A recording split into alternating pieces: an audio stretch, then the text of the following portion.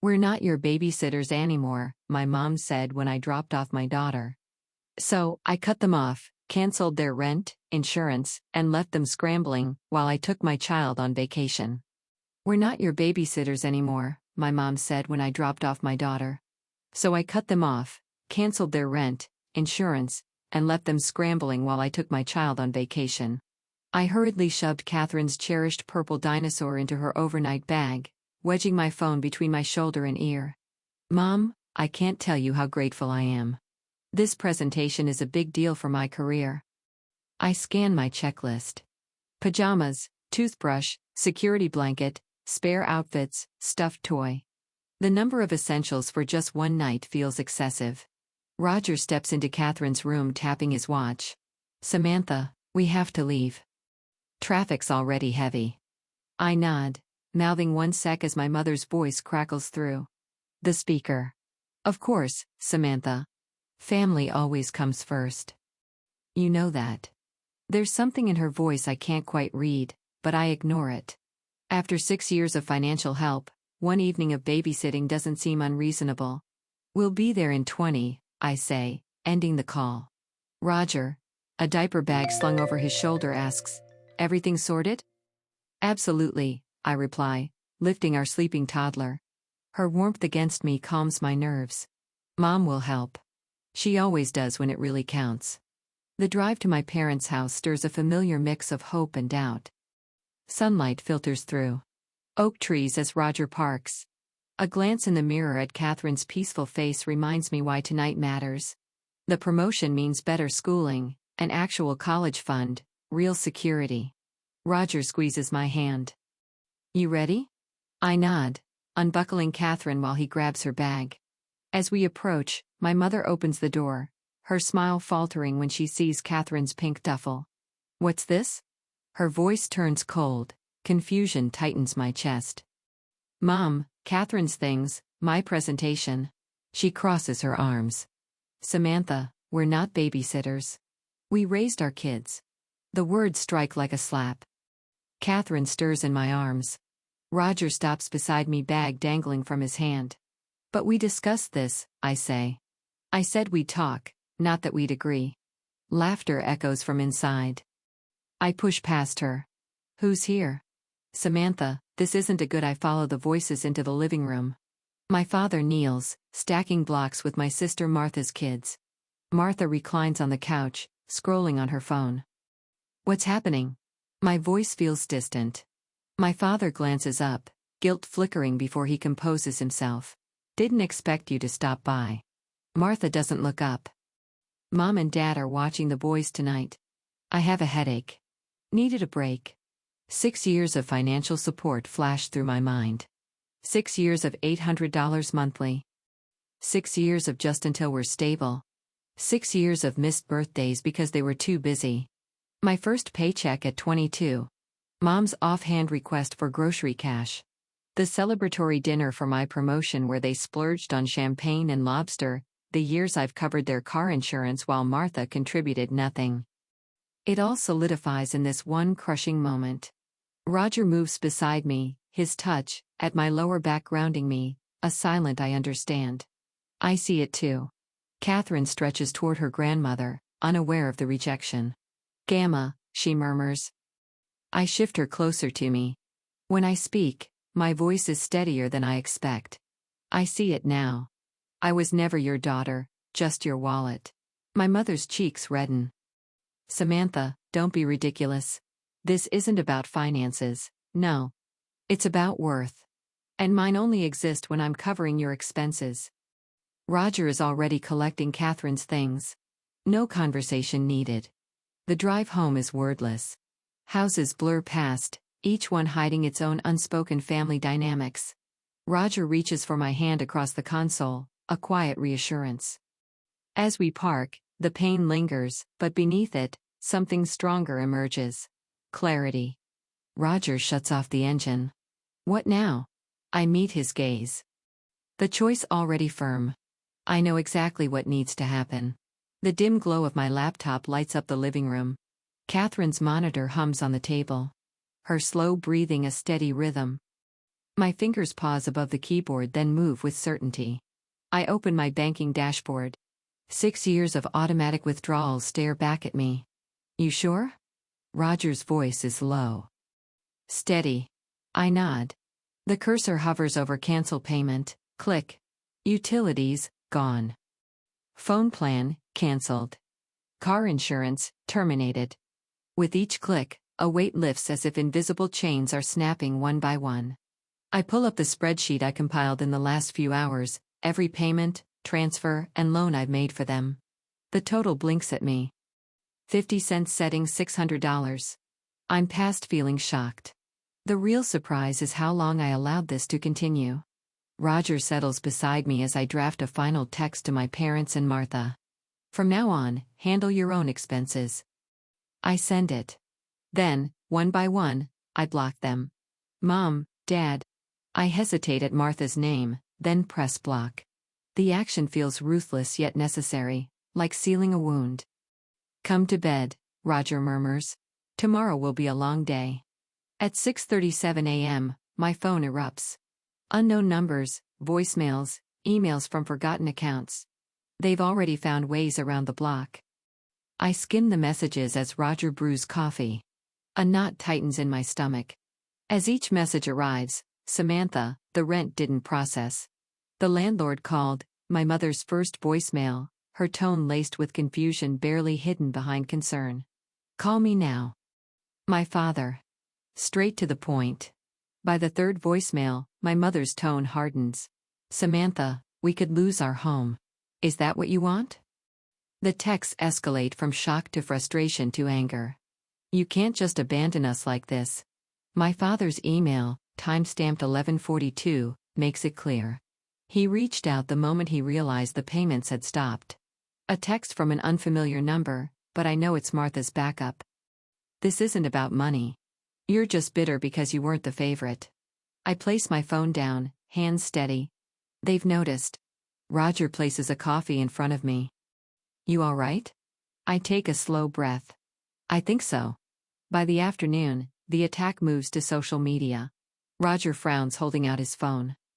You need to see this. My mother's Facebook post glows on the screen, carefully crafted for sympathy, devastated. My own daughter, who has more than enough, abandoned us when we needed her most. No warning. No explanation. Money really does change people. Please keep our family in your prayers. The comments pile up. Some kids forget where they come from. Never thought Samantha would do this. You raised her better. Martha's contribution, she's always been selfish. My hands tremble as I scroll through the public humiliation. This is why you kept records, Roger reminds me. They were always going to do this. A buzz. A text from Janice, a coworker. Hey, saw some family drama online. You okay? Here if you want to talk. Then from Dr. Levine, my therapist. Saw your mom's post being shared. This only proves you made the right choice. And Julia, an old childhood friend. We all saw how they treated you. Stay strong. I exhale and open my laptop. Roger watches. What now? I navigate to my cloud storage. Proof. I drag files into family financial records, bank statements, one-sided messages, event photos I was excluded from, a spreadsheet of every dollar I sent them, screenshots of every refusal to watch Catherine. Roger studies me. You sure? I meet his gaze. They don't get to rewrite the past. My fingers fly, shaping the response that will change everything. I stare at my phone, hesitating. One post and everything has unraveled. Samantha, Roger's voice pulls me back. He turns his laptop toward me. The comments section has transformed. Look, he says. Your mom's friend Grace? She's defending you? Half of her friends? Shocked. I recognize names from past birthdays and family gatherings.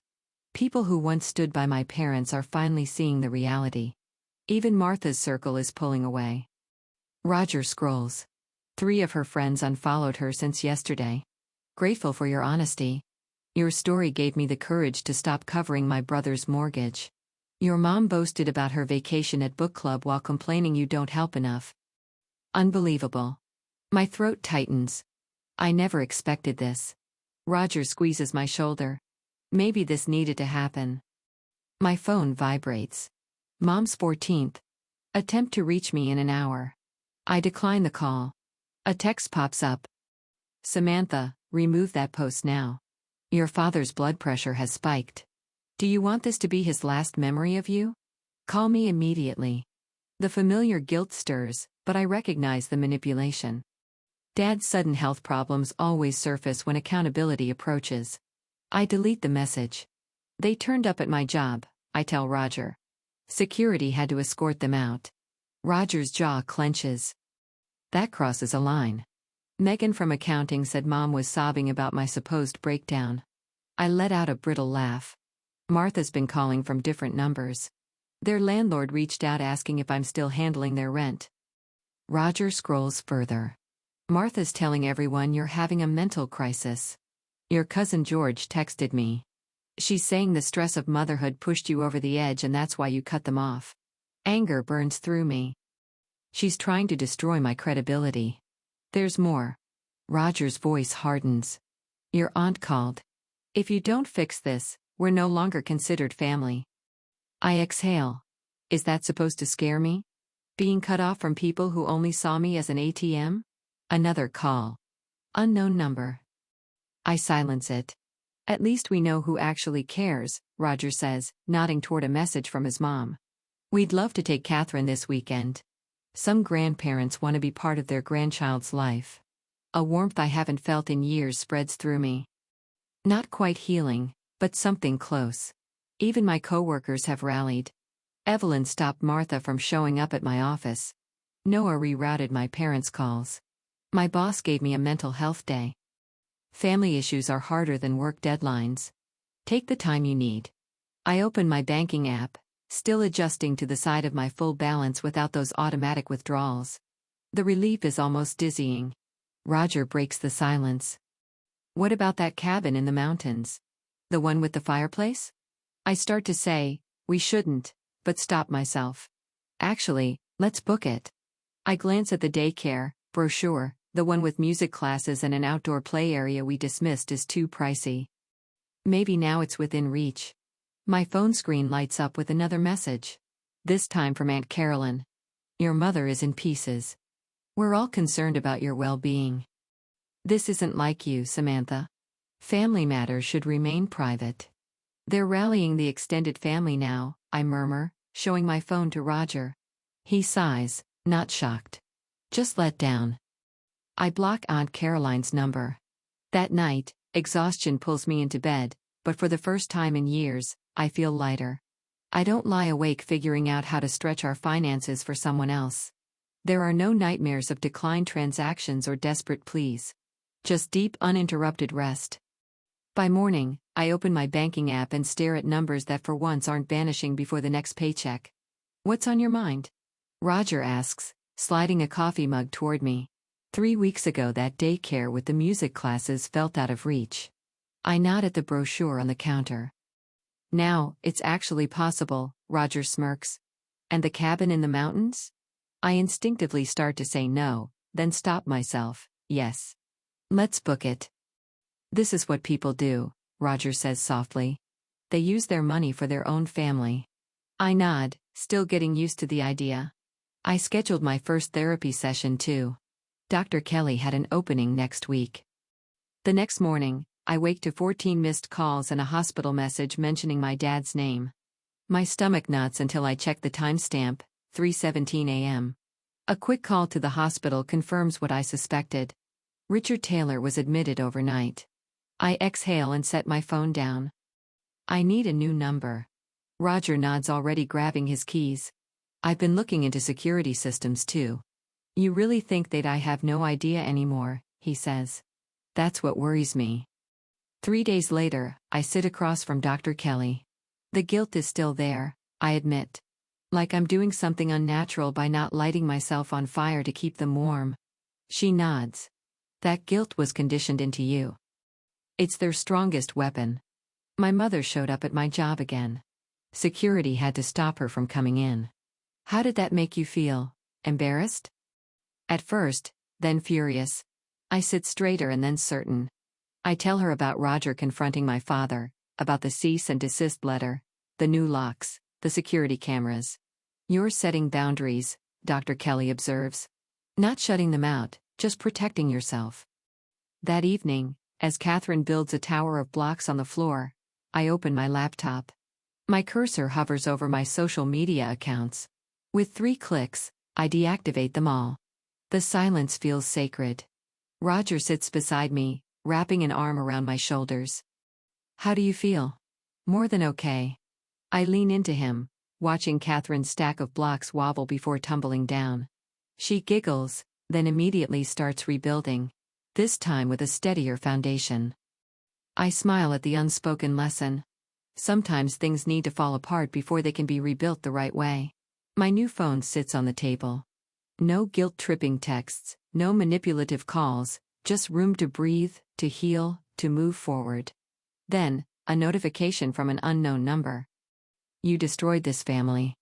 Hope you're proud of yourself, you selfish. I press delete. A new message pops up. Another of my mom's acquaintances. That's the 6th this week. I erase it and leave my phone face down on the kitchen counter. Out the window, Roger is pushing Catherine on the swing set we assembled last weekend. Something suddenly affordable once I stopped sending my parents money. The neighborhood buzz hit its peak last month when my parents held a yard sale.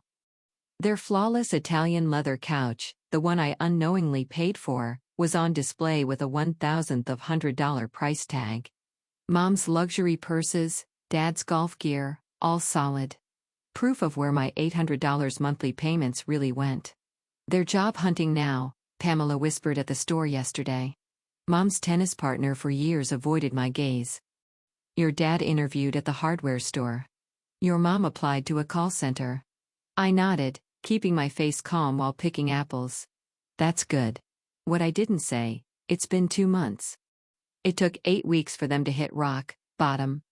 What I didn't say, they're in their 50s, not elderly. They should have had jobs long ago. What I didn't say, Martha's finally paying for her own kids. I dropped cherry tomatoes into the salad and sliced cucumbers. My hands steady. 3 months ago, they would have trembled worrying about their next demand. The doorbell rings. I check. The peephole, Mrs. Deborah from church holding a casserole, lips pursed in judgment. Samantha, she greets me, voice full of fake sympathy. Brought your family a meal, I considering everything. Meaning, I've picked my side and it's not yours. Kind of you, but we're all right, I reply. I don't invite her inside. Actually, my boss is joining us for dinner tomorrow. I was promoted last week. Her eyebrows rise. I hadn't planned to share, but seeing her surprised makes it worth it. A promotion? She stammers. Of course, who'd promote the selfish daughter who abandoned her struggling parents? What she doesn't know, I work fewer hours now. More juggling their financial emergencies. My performance soared. Ideas flow freely without panic calls about bounced checks or overdue bills. I take the casserole. It's easier. Tell your prayer group thanks. I know they're praying for me to regret this, to crawl back and play family ATM. After she leaves, I dump the casserole straight into the trash. Maybe petty, but freeing. Later, after Catherine's tucked in, I find Roger holding an old photo. My graduation. Me in cap and gown, parents smiling, before the demands, before the payments. You okay? He asks, catching me staring. I cried over it earlier. I admit, sitting beside him. Not because I miss them, I miss who I thought they were. Roger quietly tucks the photo into his nightstand drawer instead of the dresser. A small gesture, but it says everything. We're making space for new memories. The next weekend, I open Catherine's college fund. That first $800 deposit feels huge. From now on, the money that once vanished into my parents' endless needs will secure my daughter's future. Sometimes Catherine asks, will we see Grandma today? Every time it stings, not for me, but for her. She's too young to understand how relationships turn toxic. Not today, love, I say, guiding her toward toys, books, or the swing.